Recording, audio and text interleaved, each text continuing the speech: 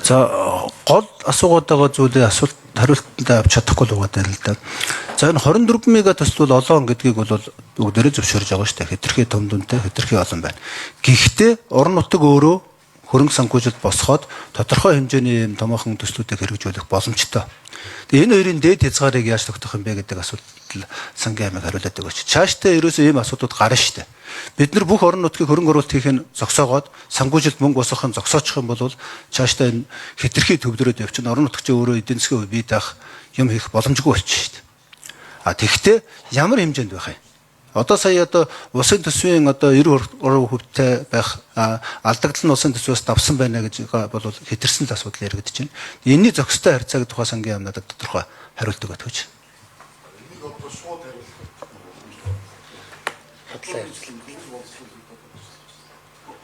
Ер нь орон нутгийн зохистой харьцааны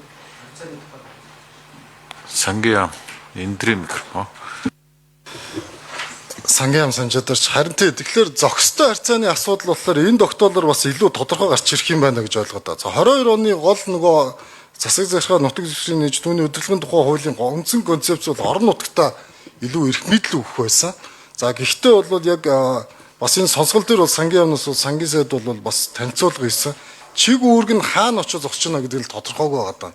Жишээ нь замын асуудал байлаа гэхэд явгууны замыг нийслэлж хийж болж байна, дүүрэгч хийж болж байна, усын төсвөөсч бараг хийж болж байна. А нөгөө талдаа болохоор усын хэмжээний замыг бас аль талдаа хийж болчиход байгаа учраас энийг илүү тодорхой болгох. Гэхдээ мөнгөн дүнгээр хязгаарлах уу эсвэл одоо юу гэдэг масштабаар хязгаарлах уу хугацааны хувьд тийм хугацаатай хязгаарлах уу гэдэг дээр бол яг олон улсын жишээг үзчихэж манай жишээн дээр хэр ойлгомжтой вэ гэдэг зүйлээс нь харж иж зөв бурууг нь ярихгүй бол одоо миний хувьд бол яг одоо бол танд яг ийм байдлаар ингээ хязгаарлана нийслэлийг гинэ гэдэг байдлаар бол хэлэх боломжгүй болж байна. Аль болох илүү их одоо